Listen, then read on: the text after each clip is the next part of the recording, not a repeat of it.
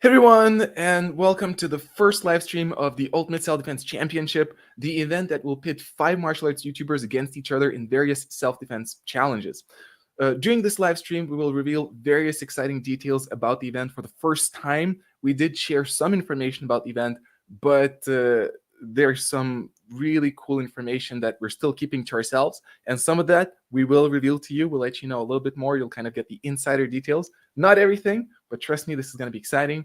I will be joined by Jeff Phillips, the owner of the self-defense school where the Ultimate Self-Defense Championship is going to happen. And he's also obviously the co-organizer and the co-host of the event.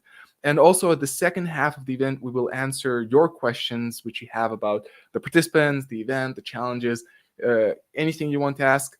We'll do our best to answer. Again, we can't reveal all of the information, but we'll do our best to cover as much as we can.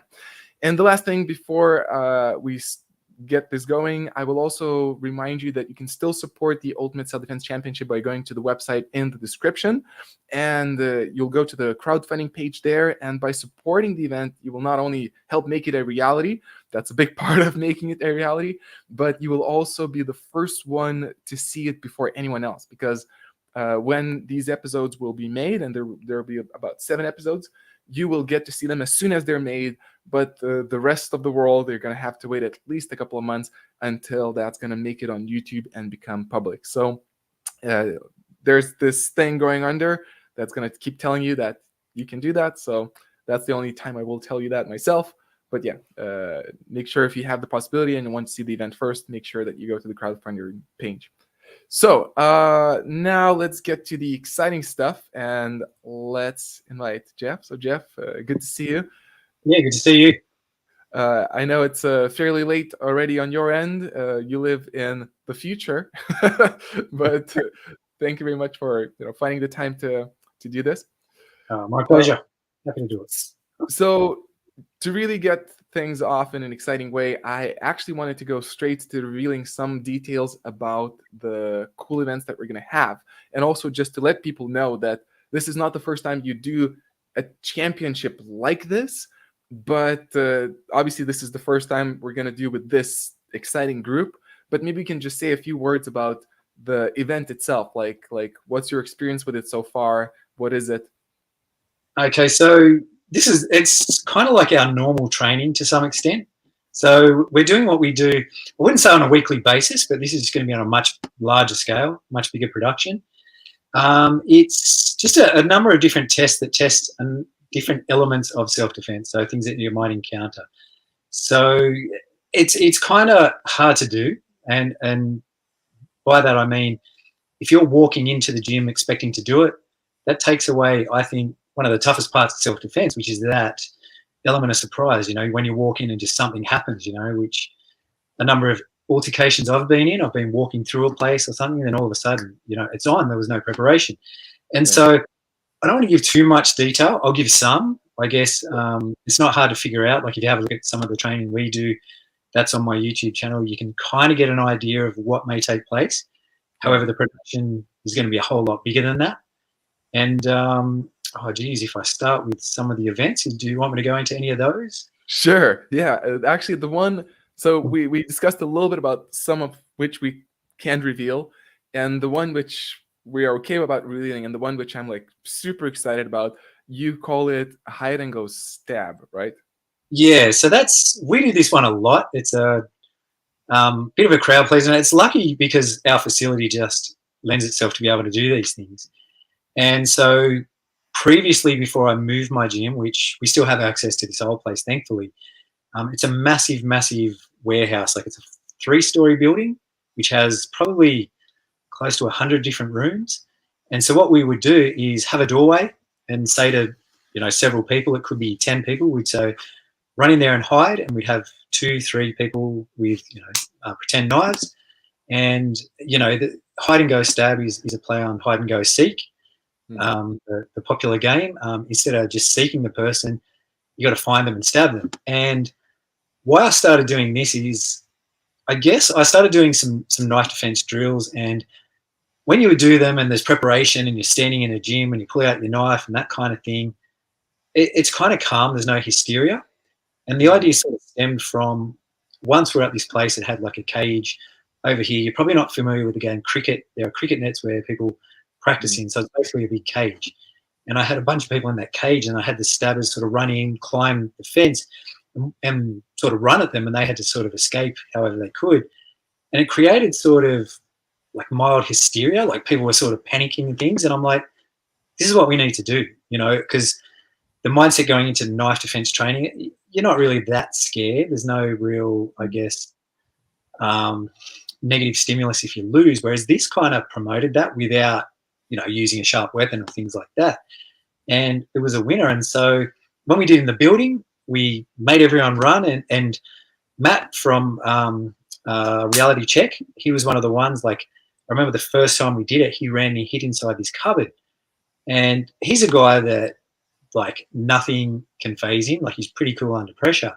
And he said he was hiding in there, like, tucked away in this little cupboard. And as people were walking past, kind of made him really nervous and things like that. And he was like, it actually produced some adrenaline. And I was like, if I can produce it in him, then we can do it in anyone. And just, I guess the difference with people actually running at you as opposed to standing on the spot and that kind of thing, it just made it a little bit more real for mind. Like, it just, it created that panic, hysteria, that anxiety and things like that. And it's an awesome game. Like, everyone loves it. Like, it got to the point where everyone's like, can we play again?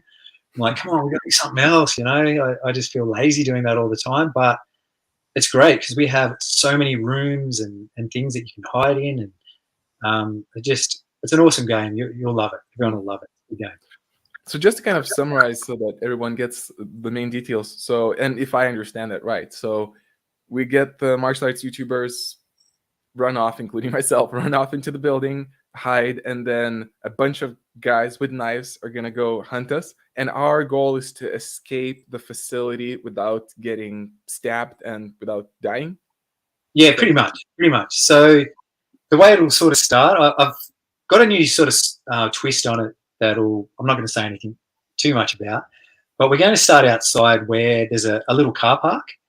And the premise is you're in this car park for some reason. We're going to give you 1 minute's head start where you have to run in from the car park, get inside, hide somewhere and wait. And we'll probably put a time limit, like 30 minutes or something on it. And then after a minute, I'll send, like, I don't know, however many of the guys from my gym in to look for you. So there'll probably be about six or so. I don't want too many because then they'll just stand in front of the doors and it kind of takes away from it. And they'll just run in looking for you. And, you know, if they stab you, I guess the way we sort of rate it is if it's a lethal stab, done, dusted, no points. If it's a stab that you live through, which is kind of hard to tell, but, you know, we can make assumptions of it. Or if you're good enough to get out and back to the checkpoint without being stabbed, then you basically win. So that's, sort of how it sort of takes place. And, there's a few curveballs in it as well. So a few what? There's a few curveballs thrown in. Okay, like secret curveballs? Yeah.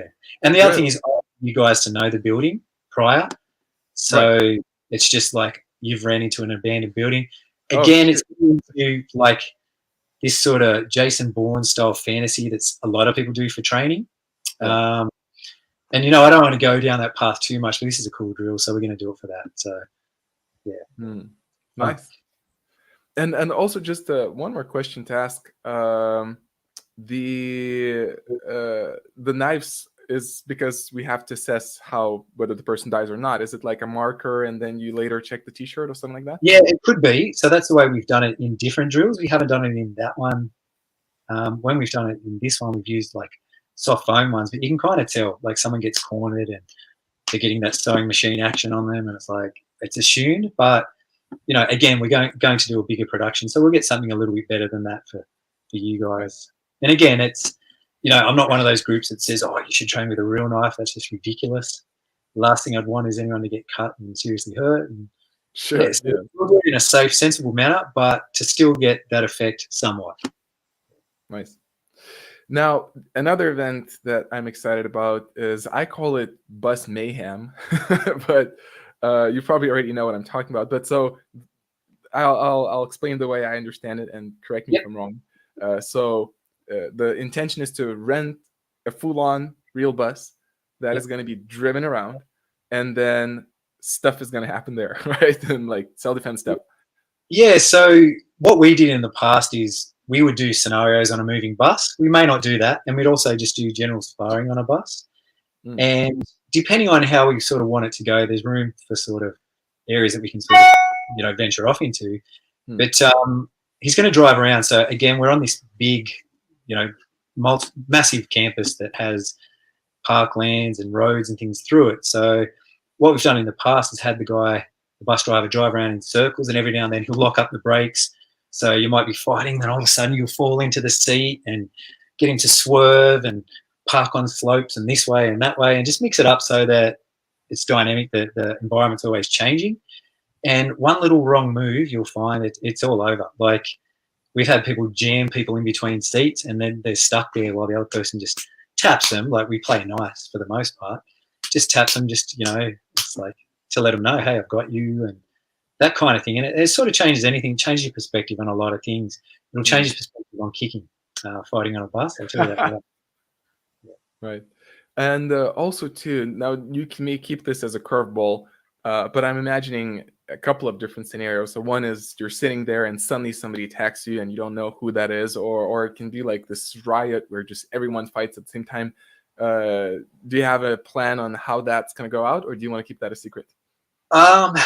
There's a few ways. Like, I wouldn't mind doing, like, dial it down a little bit and have everyone sort of do some sparring first so they get the feel of it and what it's like on the bus. And then I think we should break into a few scenarios and things. And yeah, I've got a couple of ideas. Like, I've got a couple of things up there I want to keep to myself. And great. Yeah, because I want to put this on record too, because I'm the co-organizer and I'm the participant at the same time. So obviously I may know more details than others, which kind of gives me an unfair advantage, but I want to make sure that I don't know everything. And I think you're conscious of that too, so that I would be like, crap, I didn't see this coming. So I'm sure there's going to be a bunch of those. So there's no issue there, really. Yeah, cool. Like, we've got a few things we can do to test you out and things like that. So very good, very good.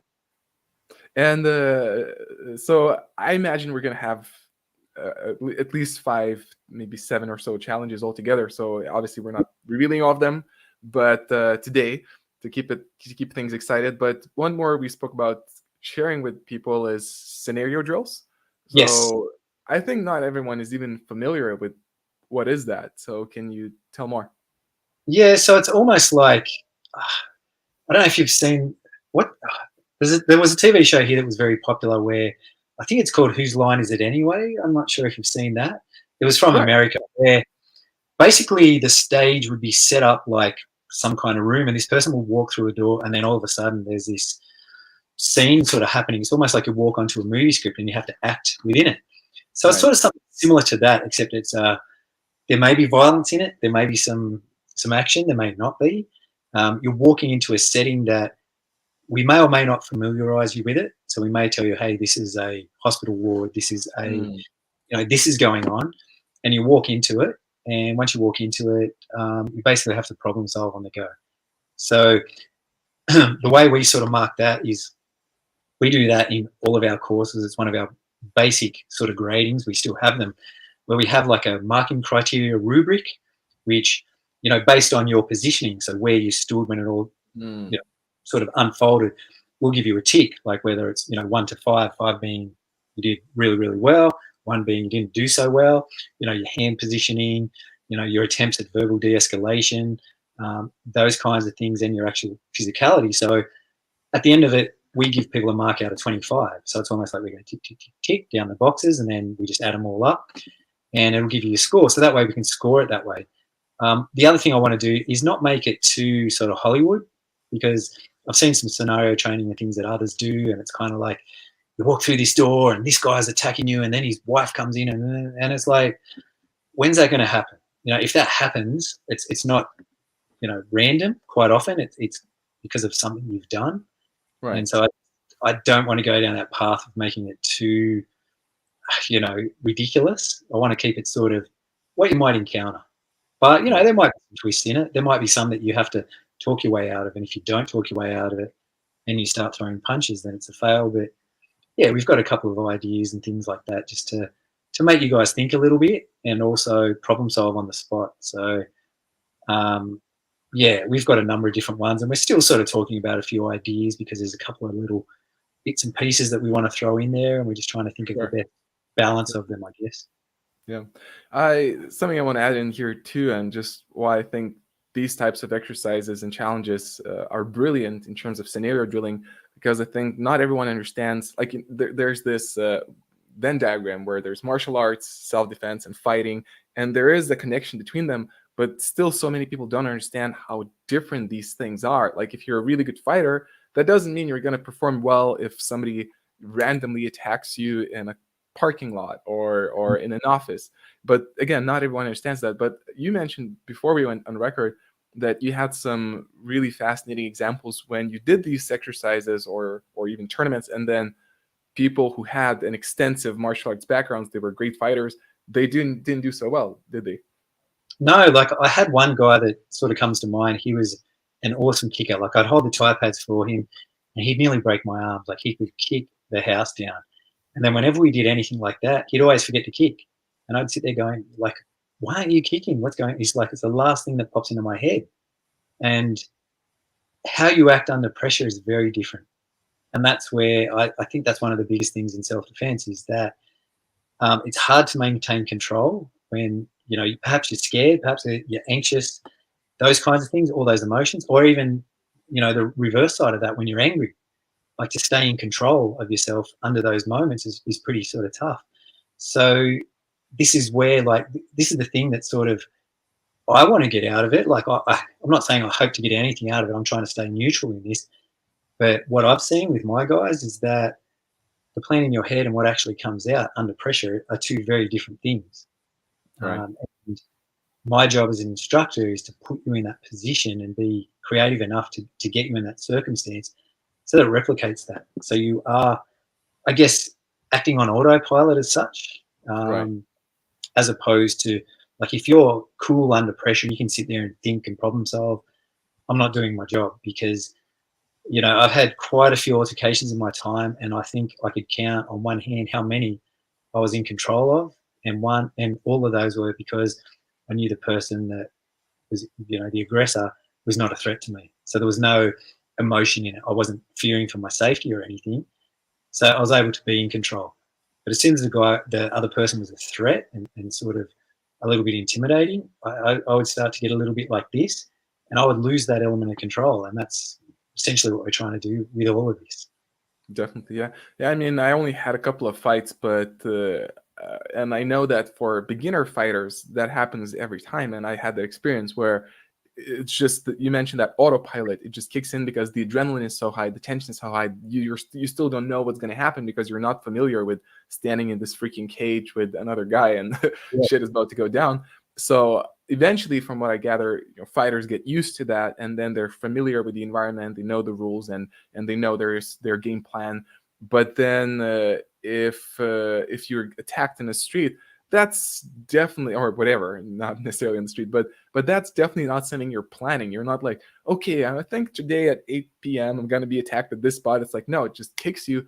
And I'm pretty sure that the adrenaline just kicks so high that you can't do what you planned. Or I think like the autopilot can kick in. Like a couple of times when I was attacked, I did the things which I thought about doing quite a bit of time.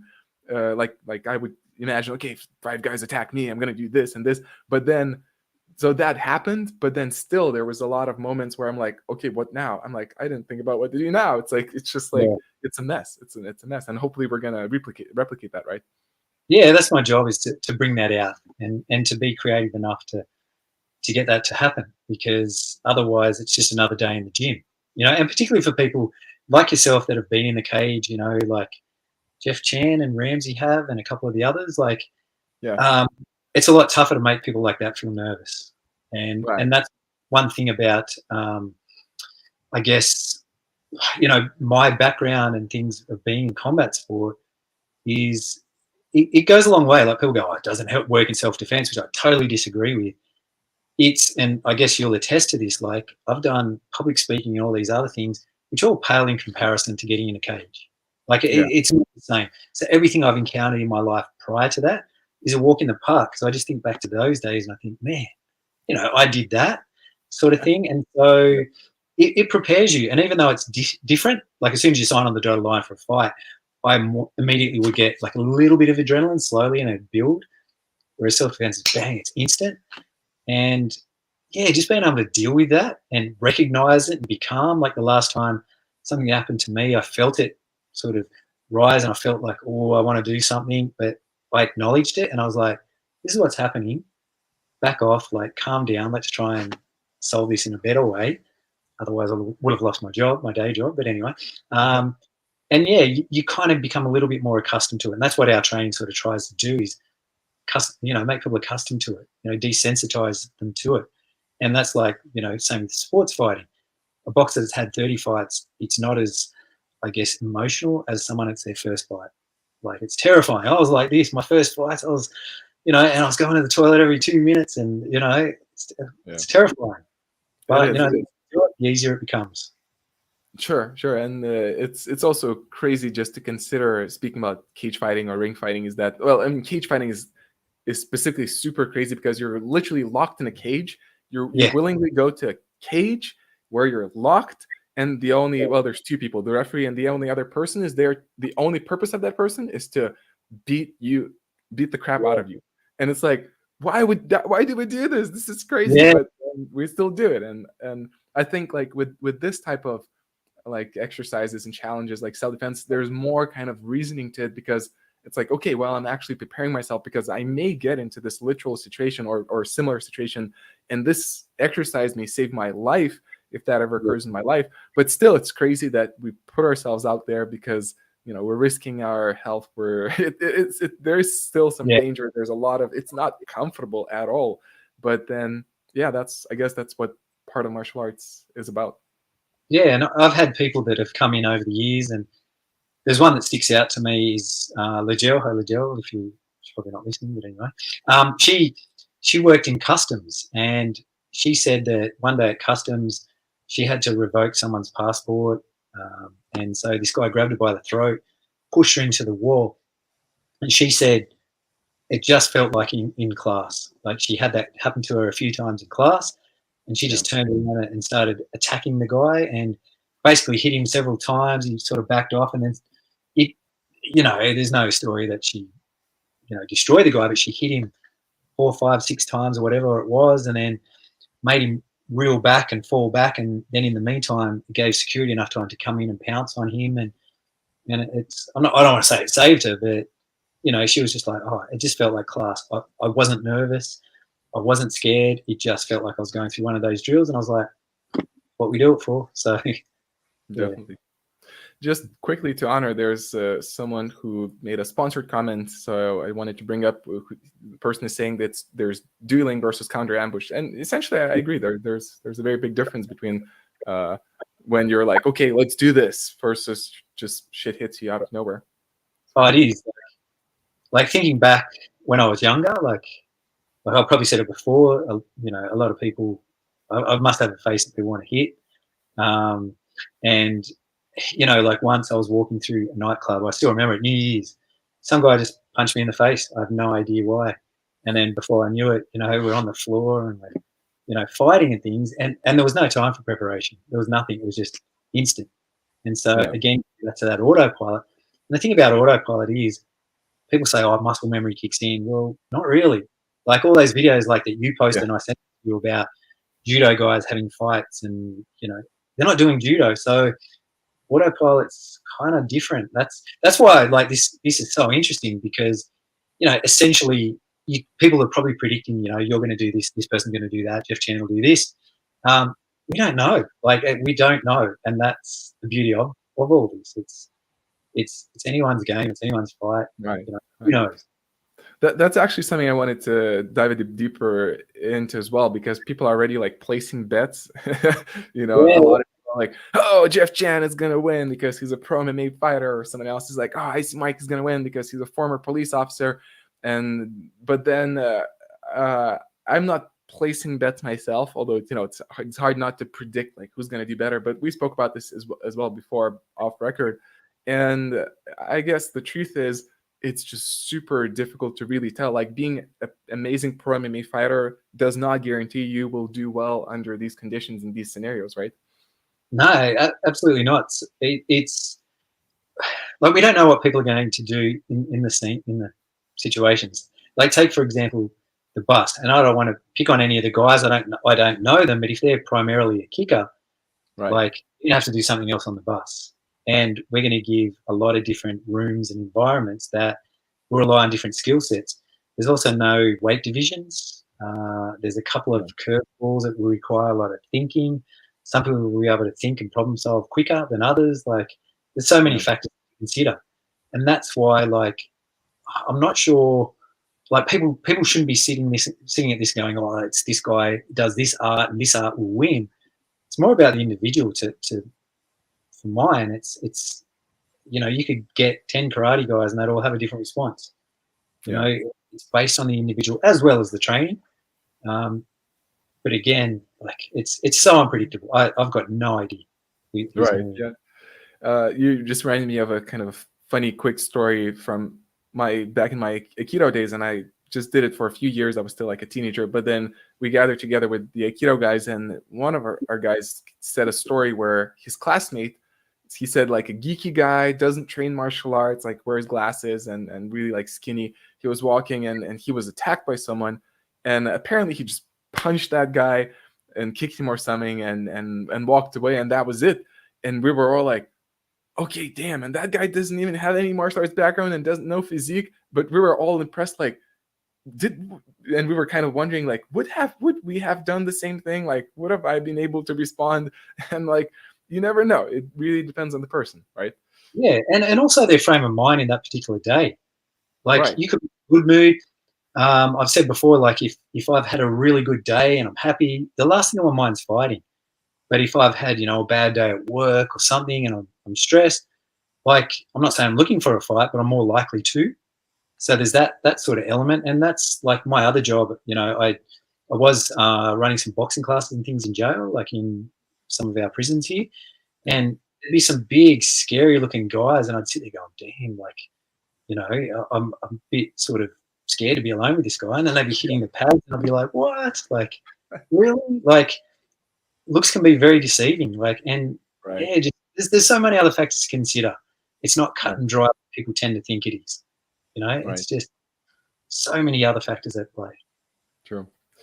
Well, actually, speaking of it all, kind of naturally leads us also to discuss how, and it's kind of a big question for people because self-defense, that's where people are surprised. Everyone is used to fighting these days because the UFC is so big and MMA is so big, and it's like, oh, okay, there are judges and there are scores, but people are caught off by surprise, like, oh, self-defense championship, like how does that work? How will we decide the winner? How the scores will be kept? But you already done this before, you know how it works. So can you tell us a little bit more about that? Yes.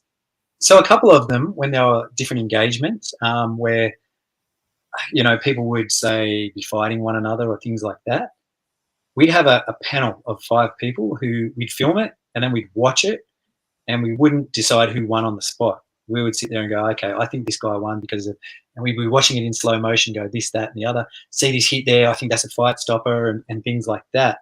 So it's not 100% accurate. It's not foolproof, Well, but no, judging is though. So often judges are, on the yeah, end yeah, of critiques. But yeah, yeah, sorry. absolutely. We have 5 of us who sort of have a bit of an idea, and we sort of discuss it and put forth the reasons why and things like that, and see who we think perform better. So for things like that, we have our little panel.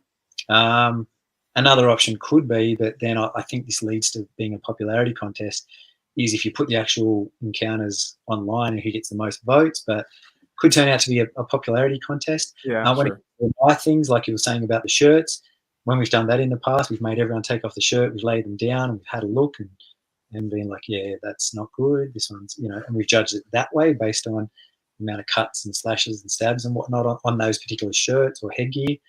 Um, Again, it's not sort of foolproof, but it's an idea. It's you get a ballpark, and we've never had. Actually, I tell a lie. We've had people dispute it before that thought they've won and things like that. But Yeah.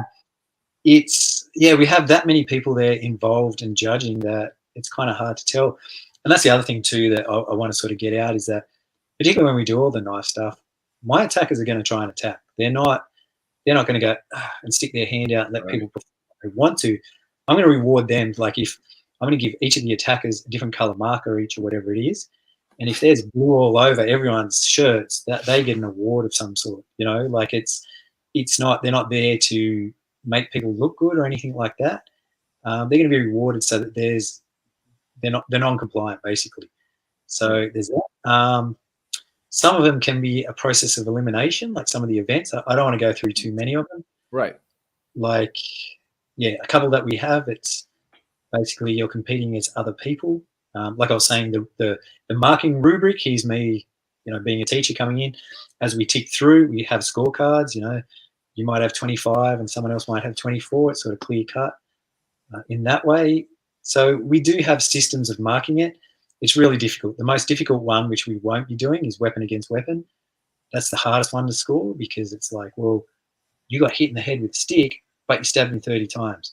Would the hit in the head and the stick be enough to stop you? Like, we had all those debates in the past. And also, like, realistically, in Australia, that's not self-defense. Like, you're not allowed to carry weapons. So we kind of bypass that. But, yeah, we have sort of criteria and things that we're looking for, and we have a panel to judge it. It's not me just sitting there going, yeah, guy better, I'll give him the benefit of the doubt. Like, I just, neutral. Yeah.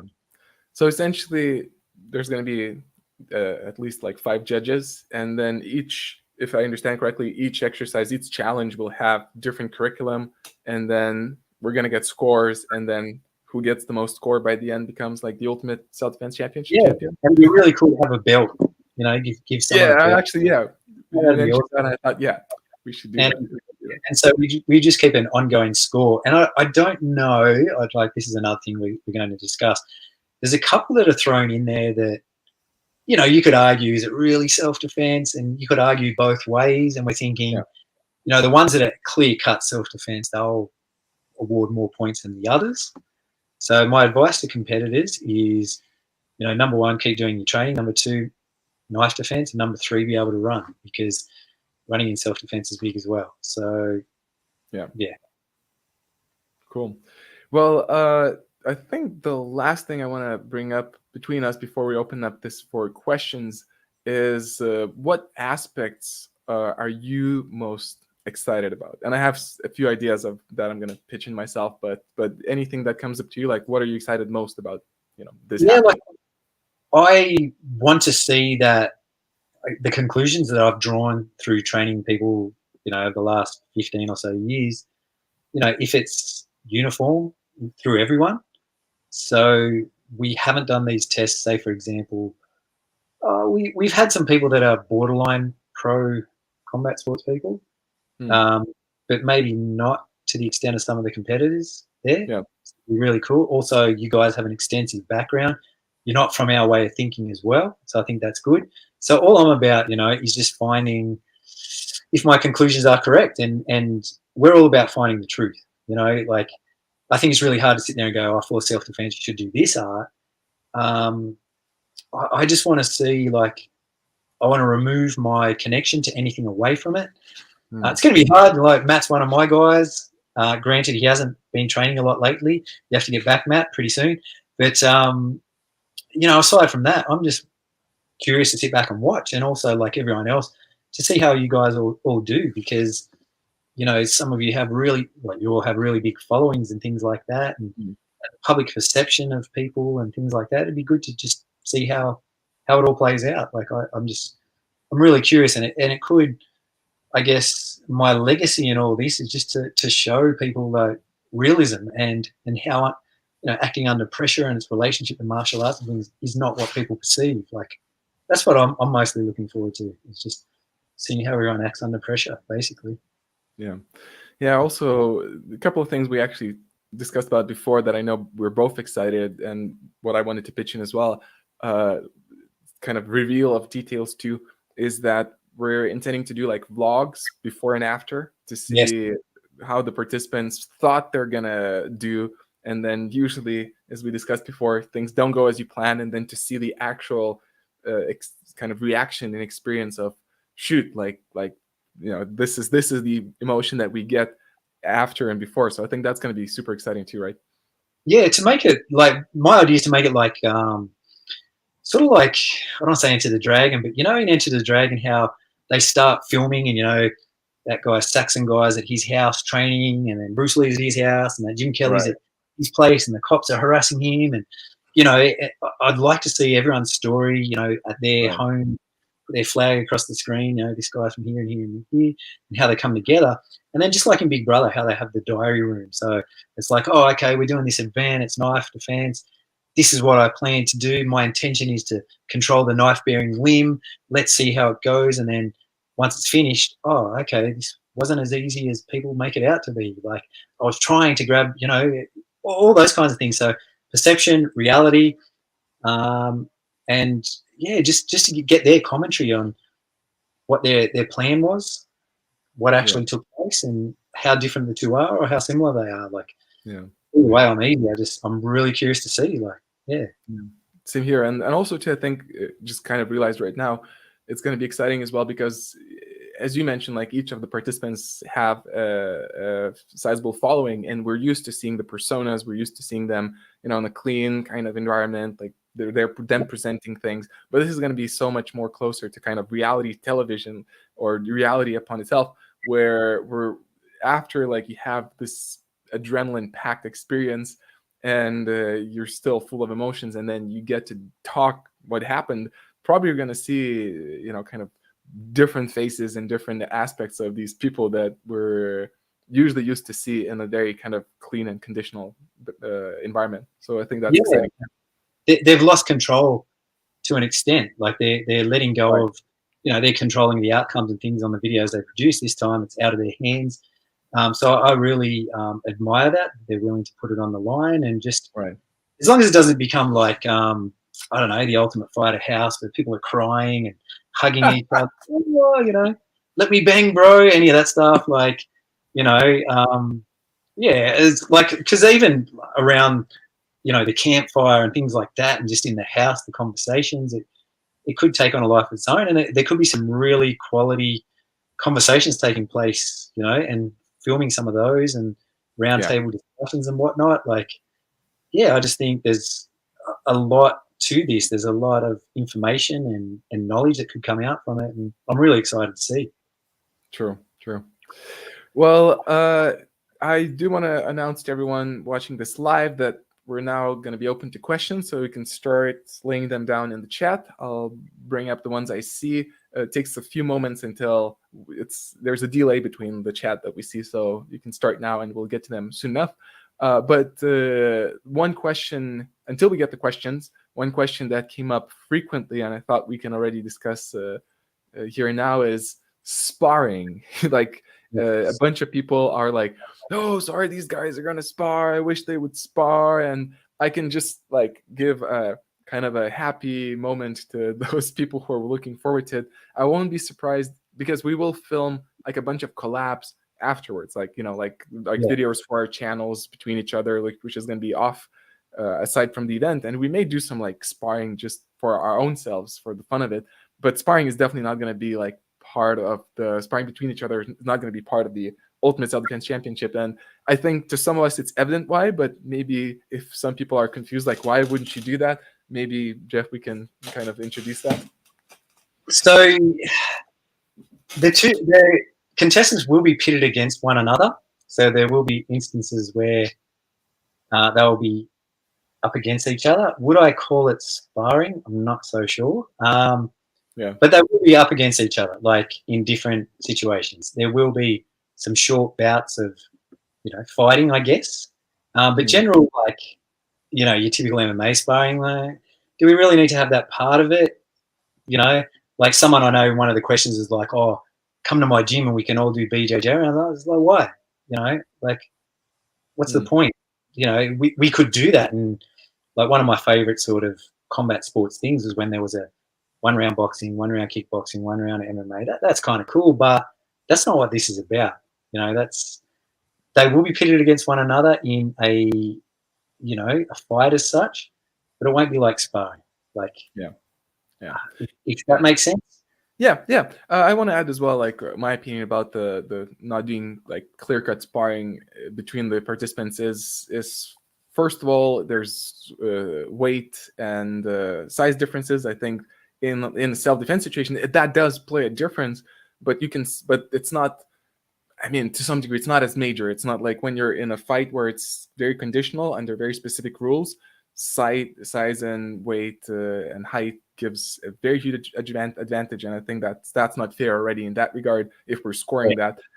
Also, to the level of experience, I mean, if we would go into like a clear-cut sparring who's gonna win under these conditional rules, then it would be pretty easy to decide who's going to win. Like, I mean, it would be much more easier to guess, like, okay, I'm betting on Jeff Chan, and because that's what he does, that's what his life is about, and that's kind of unfair as well. Like, what's the point of proving that Jeff is the best? We know that already. Like, he's the best fighter out of all of us.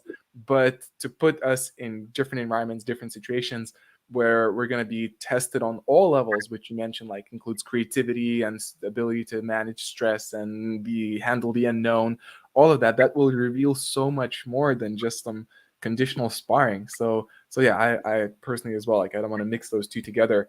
I don't think that's worth it. No. Yeah. And there is, like, if people are curious, on my channel, there's an abbreviation, KOTW, King of the West. That'll sort of give a little bit of an idea. These little short duration bouts that may take place. But again, self-defense, you don't have the luxury of going, hang on, you don't weigh as much as me. You don't choose the location. You don't choose all those things. So it takes away from it a little bit. And just looking at some of the questions, like, someone saying, look at room clearing. Why? None of you are, I guess, police officers anymore in the military or working in, why? That's not really self-defense. Cell extraction. I've worked in corrections, but I've never had to do it. Will never have to do it. Neither will any of you. Riot control. Why? Domestic violence. When you border into those things, we're getting into a territory which is a little bit distasteful. Like, I did some videos recently where we're educating people about how we teach kids stranger danger and whatnot, and I had to blur out everyone's faces because it's a bit. It sucks playing that role. Like, I don't want to sit there and go, okay, your scenario is this guy's a creepy uncle and you're a little kid. What are you going to do? Like, it's distasteful. Like, it's not cool. Like, we don't like doing that. I'm not saying it doesn't happen. Obviously it does, but we're not going to go down that path. Like, not in this. Knife and gun scenarios, multiple attackers, all that stuff, improvised weapons, yeah. But let's keep it in perspective. This is civilian self-defense in Australia where, the rules are a little bit different. That's what we're doing. Like, that's so many areas we can diversify into, but why? Like, why are we trying to be clever and smart by saying, oh, we got to encompass this? Like, no, let's just do the basic stuff that people deal with every day. That's what I want to do. It's not, we're not trying to be Walter Mitty where we daydream and go, oh, imagine if I was this for a day. Like, no, we're not going down that. We're going to, it's going to be sensible, usable, functional, that kind of stuff. One question, well, that's actually the first question that popped up, and it's an interesting one. It's something I didn't consider, but I have some ideas about it. So Tim S. Green is asking, given how emotionally intense some of these scenarios sound, what steps are being taken to care for the mental health of the fighters? I think, well, first of all, I wanted to say that these people are experienced people. It's not just, random, regular civilian with no experience. So I think we're going to have a tough crowd who are still used to doing a lot. And Jeff, I mean, you can later tell me if you agree or disagree. I mean, you've done these competitions with a bunch of guys, and I don't think that issue probably ever came up. But because actually it's just an interesting notion. I do have an Australian friend who is a psychologist, so who knows, maybe we'll get him down here just in case.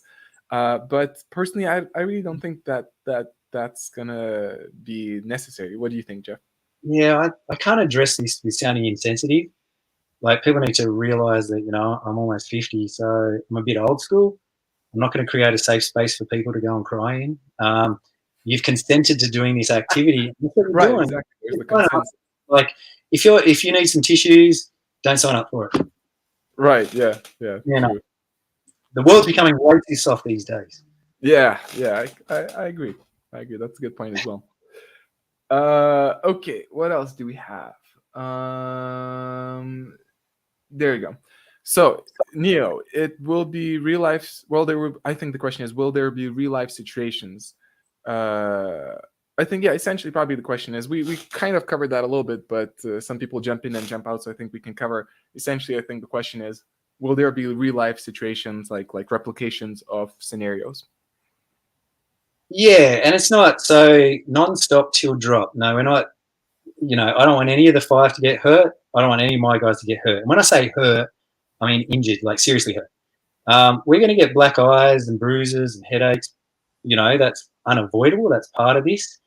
But in terms of serious injury, no, I'm not going to make people fight to the death and keep going. Finish him. None of that's going to happen. Like, we need to take care of participants. And one of the reasons why we're able to train at this high level of intensity is because we have a no dickhead policy at our gym. And the only people who are allowed to train at this level are controlled enough to know when enough's enough. Like, you can hold someone on the ground and just tap them lightly enough to let them know, hey, I'm hitting you, rather than, try and put your fist through their head. Like, Right. Like, I'd always say that we train hard, we do, but you don't need self-defense training to protect you from the self-defense training. So if you're going to self-defense training and getting banged up, just don't come, because you're training not to get hurt. So it's defeating the purpose, essentially. So we're not going to, like, oh, I don't want these guys to get hurt. They're going to get a little bit roughed up and things like that, but all within reason. Like, I'm going to do everything I can to ensure safety. We'll have a paramedic on site. I think he's able to come. And yeah, just so that everyone's protected. Like, this is not blood sport for real. Like, this is not, we need to go home to our families. Like, that's what you train for. Yeah. General question, but I think it's a good one. So would you guys agree in the end fighting distills to a combination of wrestling and boxing? So I think, Jeff, your opinion is more educated, so I'll start off with my short rant.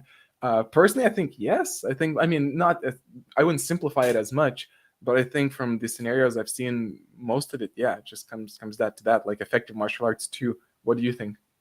Yeah, absolutely. And like I always say, like, if you don't have any good places to train self-defense, go to boxing, go to wrestling. Like, if you can punch and avoid getting punched, that's half the battle, because, the Gracies or whoever may say 90% of fights end up on the ground.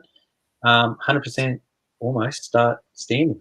Like, if you can't handle yourself on your feet, your ground defense is laying down unconscious. You know what I mean? Like, it's not going to come to that.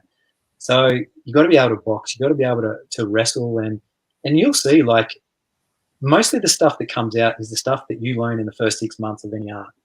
Yeah. It's the complex stuff. It's not the complex combinations. It's just the raw basic things, the holding, the hitting, and it's sometimes like, it leaves me scratching my head. Like, the last time we ran this stuff, there was probably 12 fights, and I think 6 of them, people were holding the back of the other person's head and just punching them. And I'm sitting there going, what's going on? We haven't done a great deal of that. We do a little bit, but everyone reverted to that. And it's not, we didn't sit there and go, oh, that's terrible. We're like, okay, let's explore that a little bit more in our syllabus. Let's have a whole, unit on that, or a whole module on it, just to address it all. Because if it's appearing there, there's a reason it's appearing. There's a reason it's someone's go-to. Just that basic strip, boxing, wrestling, and, other things like kneeing, kicking, all that kind of stuff. It's just, I guess, tweaked to suit self-defense. Yeah. Just a quick story. I remembered I was talking to one guy, and he was telling me, yeah, I don't have any self-defense training. And then soon enough, I learned that he did wrestling in school during school time, and for a bunch of time. And I was like, dude, you probably would kick the ass of a lot of people even without knowing. And then he thought about it. He's like, oh yeah, actually, I was once attacked, and I tackled the guy, and I controlled him until he gave up. I was like, see, I'm not saying wrestling is that's going to solve all your problems, but if you know wrestling, you're going to be way better off. Yeah, and I remember at school, I learned at a young age, there was a guy who was some Wing Chun expert, and he picked a fight with a football player. Oh, no. He tackled him, ground and pounded him over. And it was like, and everyone's like in shock, like, this guy could do the splits. How did this football player beat him? And it's like, all these little things have set the ball rolling into us thinking, along these lines. And that's what we're trying to discover. So, right. One more question. So it depends on how much we can reveal. Obviously, we won't reveal everything, but so what are some examples of scenarios? Is there anything you can share? Um, I'll just say that they're very basic. Like they're Mm. not going to be, like I said, these big Walter Mitty, Jason Bourne, John Wick style. 5 people break into your house because you've offended them or whatever. Like they're going to be reasonable. They're going to be things that you may encounter. I'll just say one thing. We have our own room that's like a cinema. It's not our room, but we can get access to it, and we may do something in there, like perhaps someone behind you throws some popcorn at you, or I don't know. I'm just thinking out here. We're just going to do things that commonly occur, like not these exuberant things that it's. We're not going to go that far into the production. We're going to keep it sort of somewhat real. Yeah. We have a comment from Alex Fry saying, "Looking forward to get you with my fists and knife, Rokas. Don't run. Look forward to seeing you here at Western Canada." So I imagine and presume this is one of your killer guys. Yeah, Alex is good. He's good bloke, good fighter. He's really good. Speaking of rugby, he's a rugby player. Oh So he's no. I like played. if you would say like he's a professional MMA fighter, I'd be like, okay. Now you Yeah, said he's a rugby player. I'm like, oh no, I'm fucked. yeah. Well, what you're getting with and this is one thing that I discovered. Like I've sparred boxing against some world champion title challengers, and what they do is still the same as everyone else. There's Right, kind of a rhythm and there's a routine right. to it. And the people that gave me the most problems were beginners who punch in all kinds of weird angles, and Yeah, right. that's what rugby plays. The Penrith Panthers, who recently won the grand final here. You grab those and throw them into this mix, and my God, that'd be tough work if I had them. But yeah, like Ah, it's dude. yeah. Martial arts and the mysticism to it needs to go. Needs Yeah. to go. We're Need to we're be. working on it. This is gonna be a good step towards. Uh, okay. Where else? Shoot, I think I lost. Oh yeah, there we go. Tim asking again. So, what kind of research are you doing to ensure that the scenarios are realistic? Is there an answer to that, Jeff? Um, common sense, I guess. Like just watch the news, see things that happen. Um, yeah, look, watching YouTube. There's plenty of things on there that are examples of it. It's like again, it's not. We're not going here. We're doing the stuff that continuously happens. You've been out to pubs and clubs. You've seen how it all sort of starts. You know, yeah, we're not going to drift too far from that. It's not a case of showing how clever we are and hey, look what I came up with. This is unreal. No, it's going to be like this is what happens day to day. Let's see how you deal with that, as opposed to anything Right. outlandish. Yeah. Well, Yeah. I've got a couple up my sleeve that Yeah. make you I think. also want to add to that. I think it's you mentioned that yourself. Like we're not going to be like hiring actors and like, oh, that's your wife and that's this guy. And I think there's a place and time for that. But I think it's enough to have even a little bit of a more simple scenario altogether to have that experience of the adrenaline and of the confusion. I don't think it's necessary to go so far out as to hiring actors and making this like a pristine, very super realistic scenario. Would you agree with that? Yeah, 100%. And like half of them could be like I've seen them in the past where someone breaks in your house, lock the door. Walk in the room, lock the door, bang, problem solved. You've Right. got your dog there. I dare say that you won't be a victim of a home invasion with a husky there. We got to relate it to people's lives, and Right. like I was saying, home invasions, things like that, uh, uh, they're not often random. They're targeted.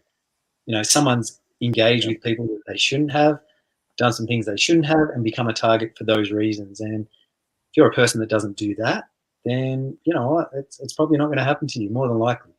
Because realistically, self-defense, we're training for a hypothetical situation that may not ever happen to us. And so I'm not sure why we go and try and think of all these clever and creative things that take that another step further. Like, you know, um, yeah, we try and be real about all of it. So, Yeah. yeah. Um, Couple more questions. So this is one directed to me. If I'll visit to come for training, so I just wanted to put it out there that I'll probably be super busy with organizing and filming and setting up for the event. So I don't know how much free time I'll have. I may be open to visit here and there, but I can't promise. So, but just wanted to put it out there. It's going to be a busy time for me. So there's a question mark if I'll be able to do these extra visits. And not you're going to be looking at koalas and stuff like that. Sorry. In your free time, you're going to be looking at kangaroos and koalas, Right? Yeah. and things like that. And yeah.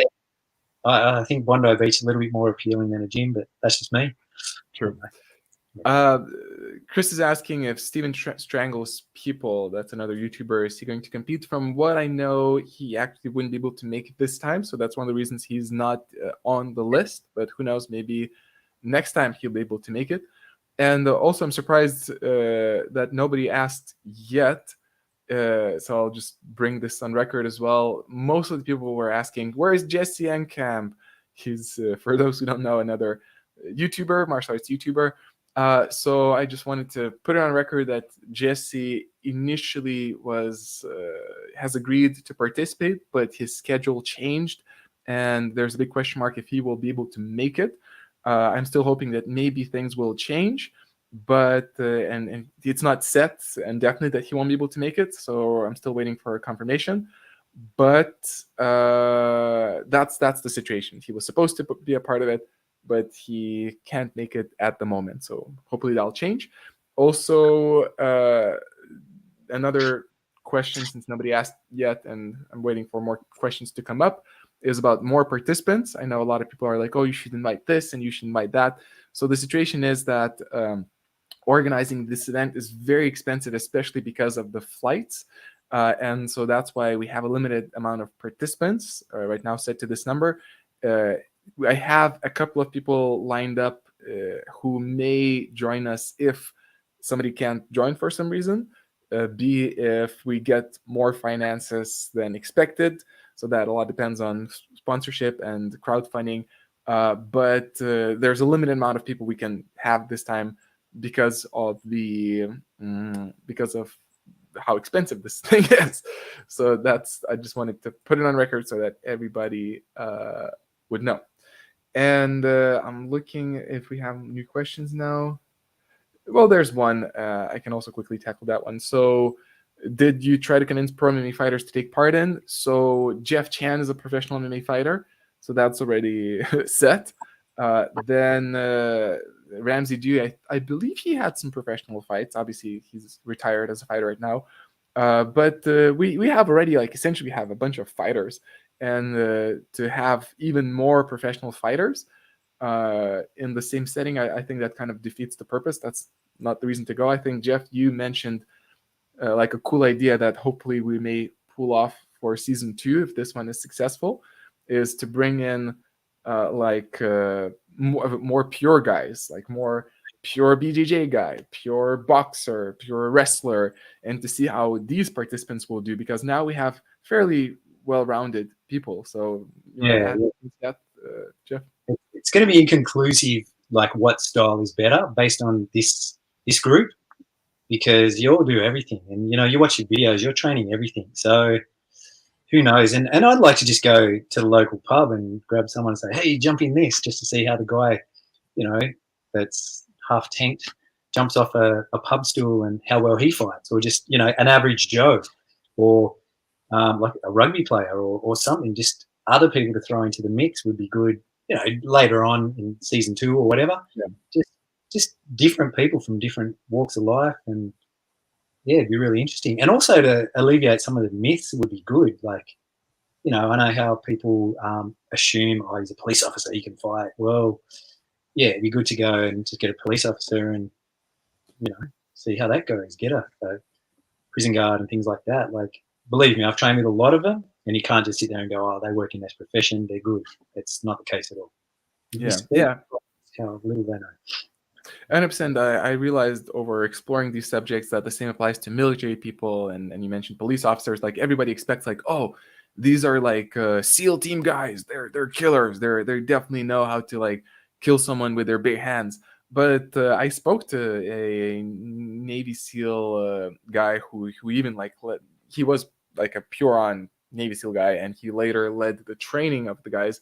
And essentially, what he told me is like, we don't need to know how to fight barehanded because they have guns, and 99% of the stuff that happens, it's guns, and they train a little bit of that, hand to hand fighting or dealing with guns barehanded. But that's like, it's not even important for them.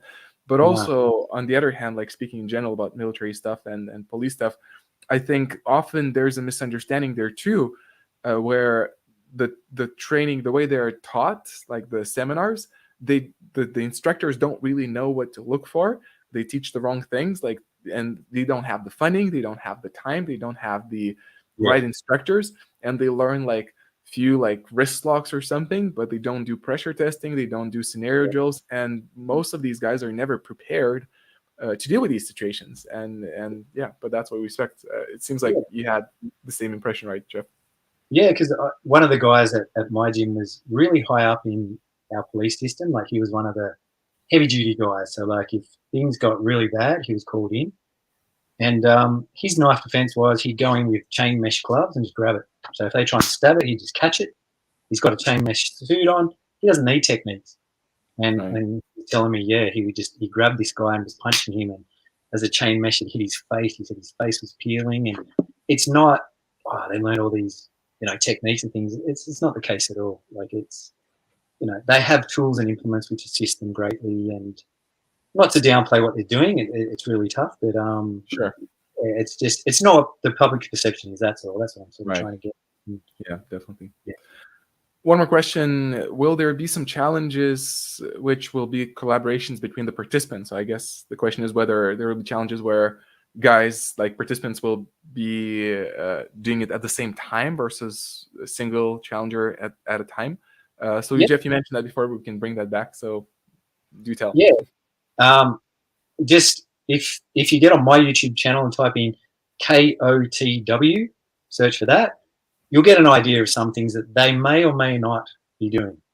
If you have a look at that, King of the West, KOTW, have a look at that, and that'll give you an idea, and that'll probably answer that question. Yeah, but just, I guess, to pique the curiosity as well a little bit, like, is that possible to reveal right now? Like that like if we may expect challenges where the YouTubers will be doing this stuff at the same time, or is that okay to say yes or no? Yeah, in a number of events, yes, and a number of events they'll be pitted against one another, so they'll be up against each other. So yeah, they will be competing against one another, and that's the thing about it too, which, like, we have to eliminate that compliancy, and if they're up against each other, they're not taking it easy. They want to win. Like, you want to win this. You want the belt. Like, so they're going to be trying. So yeah, absolutely. Yeah, that stuff will happen for sure. Exciting. And there's a question as well. Can anyone from a country that isn't Australia come to this gym and try putting themselves through these scenarios? I'll just actually lay out a couple of thoughts myself, because I think this question can be answered in two different ways. And I'm not sure if this is the one I'm hitting right now, but it may be on people's minds. Those people who checked the crowdfunding, they may have noticed that there were free spots of like special contributors that will have over for the event for one day, and they will join like one particular challenge. And I can reveal that the intention is to actually open up a couple more spots for those, because it just went out so quickly. It seems like a lot of people are excited about that opportunity, but we won't have the conditions to welcome people for the whole event or more people altogether. So that's regarding the event. Another thing I can mention, though, is that it's still to be organized or to be discussed, but the intention is also to try to organize an open seminar led by all the YouTubers, participants of the challenge, so that there potentially will be a day where you can come in and learn with all of the guys teaching their sessions, so which should be an exciting event, and that will be open to the public. But again, I'm talking right now about related to the event, but just in case, I wanted to ask Jeff yourself if in general, if somebody can fly in and come to your facility and do these tests. Like, did you ever do that, or is that a possibility? It's a possibility, but like I said before, we have to screen people that are doing this, and this is another reason why we're just not opening this up to the public. Because I know in the past, I remember doing one of these drills with a guy, and you know what? Like, it was a one-on-one session. I didn't know him too well, and when you're sparring and doing various things, like I was leaving openings for him to see if he'd capitalize on it. And this one particular time, my leg was kind of straight, and he just stomped on my knee like as hard as he could. And like, that's inspiring and things, really poor etiquette sort of thing. And Yeah. I felt at the time, which I was like, oh shit. And then it wasn't until the next day I got up and I had like this ball of fluid behind my knee that I was really concerned. And for that reason, we can't just let people in there. Like, we've had people before that hit people really hard in the back of the head, and we have to screen people. So, like, I don't want to say yes and then you come out and on the first day you're one of these nut jobs that tries and puts people's heads through glass windows and various other things, and then Right. But if someone's sensible and reasonable and that, then we have no problem letting them out. But it all has to be screened. Like, you can't train at this level without having people that you trust, basically. So yeah, that makes sense. Yeah. Uh, there's also a question: when is this happening? And I can quickly answer that. So the event is scheduled for the second half of February. That's when it's going to be filmed. But the specific date of release, it's going to be later. So as you may see and text on the bottom, the contributors who support the crowdfunding, they will have access to the episodes once they are ready. So, but that will be much earlier than the rest of the public. So I'm imagining maybe March is possible that you'll start to get the episodes, the ones who did the crowdfunding, but the rest of the people will probably have to wait a couple of months until it's going to be released on YouTube as a public thing. So maybe May or something. So it's still going to be some time, but it's going to go step by step. And there's a nice philosophical question. So what will viewers learn from watching you guys compete? Jeff, do you want to start with this one? Yeah, that's a good question. What I hope people learn is, number one, where martial arts and self-defense differ, I guess. Where what you do under pressure and what you do in the dojo or whatever it is you train at differs. And just, I don't know, like to me, like I say, my legacy is to show people what really happens in fights, regardless of your training background, and it's very similar things, regardless of what you've done, and to hope to shed a little bit more light on that and to make it more acceptable. Like, it does my head in when I see, people that, oh, I'm sending my kid he's a black belt in whatever martial art, and he's so tough. And I'm thinking, no, he's not. That's not fighting. Like, I just want more honesty out there. Like, so many people profiting off how tough they are, but they're not tough. Yeah. They're just not. They can't fight. Like, just because you do martial arts does not mean you can fight. Yeah. I'll add on to that as well. I think one of the big takeaways for the viewers and participants and everyone will be just that confusion that is out there is very big, that people misunderstand the difference between fighting, martial arts, and self-defense. And a lot of people think that, oh, if you're a great fighter, then you're going to do great in self-defense situations. And that's not necessarily the case. And I think this experiment, this reality web series will show that, and will either prove or disprove it. I'm pretty sure that will prove that. We'll have fighters of various background, martial artists. We'll see how they really perform, and that will shed a lot of myths and illusions. Like, probably you won't see any martial arts moves or fancy kicks, and that will already tell you, like, okay, well, like for example, Sensei Seth, from what I see, he's a brilliant kicker, but I wouldn't be surprised if no kicks whatsoever come up in the event, which will be very revealing, and it will be a great example that, okay, if you're a great kicker, and that doesn't necessarily mean that in a self-defense situation that's going to come up, or that your martial arts will come up whatsoever. Another thing which is very exciting is because, as I mentioned before, the people that will participate, most of the viewers are familiar with them as YouTube personalities in clean environments and kind of planned videos. But now we will have to see a chance. Okay, so how does a lot of people have these ideas, like, oh, Jeff Chen is definitely going to win, or some people are hating Mike and they're like, oh, Icy Mike is going to do terrible.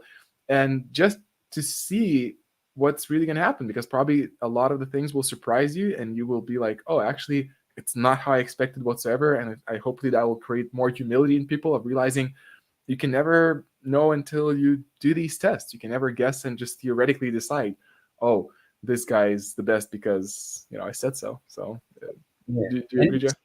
Just the whole pressure testing thing. Like, if you want to know your stuff works, pressure test it. But when I say pressure, there's different levels of pressure. Get the intensity. You can't train at 10 out of 10 intensity, but you can get it at like a 9, and that way it's still safe. Like, if you're not training at a 9 out of 10 level intensity, you're not pressure testing. You cannot clearly state that your techniques work if you're not training at a 9 out of 10. And this is where combat sports have the jump on combatives quite a lot, is because you're getting punched in the face by people as hard as they possibly can. And if you're not doing that, like, you don't know. Like, you don't know what's happening. Like, pressure tested people, it's an easy way to find out. Like, and that's why, like, I'm so, you know, supportive of what you've done. You did that. Like, Rokas, you jumped in there and you pressure tested and you saw, hey, all this stuff that I've devoted my life to doesn't work under this pressure. I should stop, you know, taking money from these people dishonestly, I guess, to a degree. Right. And, you know, a lot of people aren't dishonest by nature. They haven't taken it to that place and haven't learned. And I want those people to learn, because, man, the people that, like, out here, you know, locally, that make money and cannot fight and know nothing about fighting, and yet class their training as self-defense, really gets to me. And, you know, you can say that self-defense is more than just fighting. It's, you know, making decision makings and, you know, making sensible decisions and all that, which absolutely it is. You know, it could be as simple as locking your front door. You know, people have told me too, if you get some work boots, put them out at the front of your house, people assume that the person that lives there is a big, scary tradie and you're less likely to be broken into. All those little things, they're self-defense as well. You know, being able to talk to people and de-escalate. And if you're a victim of some kind of, you know, family violence, to be able to talk to people, yeah, absolutely that is. But like I said before, like, we don't want to borderline on being distasteful. We want to test the hard skills. That's what this is about. So, you know, I just want to make that clear as well. So, and yeah, like someone said, run away. But not everyone can run. You know, not everyone can run. And the older you get, the harder it is to run. I went for a run the other day, and the next day my knee, first time ever, is swollen with fluid. And running away is, you know, it's good in theory, but number one, can you run? Are you a faster runner than the other person? And what if they catch you and you're exhausted, if you're not fit? So that's why it's a big part of it. But yeah, like, I always like that. Sorry, just wanted to quickly jump in. I also wanted to add, like, that's not always an option either. Like, if you're with a baby carriage and your wife, it's like, okay, bye guys, and you run away. Or like, okay, how does that work? People just don't consider that option for some reason. Like, but yeah. Yeah, exactly. Yeah, everyone's like, run food, run this, run that. Okay, yeah. That's it. Yeah, I'm 69 and I run. Good on you, Dennis. Like, keep running. Yeah. But, you know, if you're in this little challenge, I dare say everyone will catch you. I dare say that. But, you know, you're exceptional. Well, I think we'll stop the questions and answers here. So, and kind of slowly wrap up. So just before we wrap up, I wanted to mention for the last time that the crowdfunding is still open, and on Monday it's going to be 7 days left, only 1 week. So if people want to check out the crowdfunding, you're going to find it below in the description. And Jeff, any final comments or words before we finish up the live stream? I just can't wait for it to happen. Hey, I'm just really excited for it. I'm really excited to showcase all you guys and what you do, and also show people what reality should be, what is, and in my opinion. You know, I'm just super excited to get behind it. You know, the more, I guess, funds that come in, the more we can do.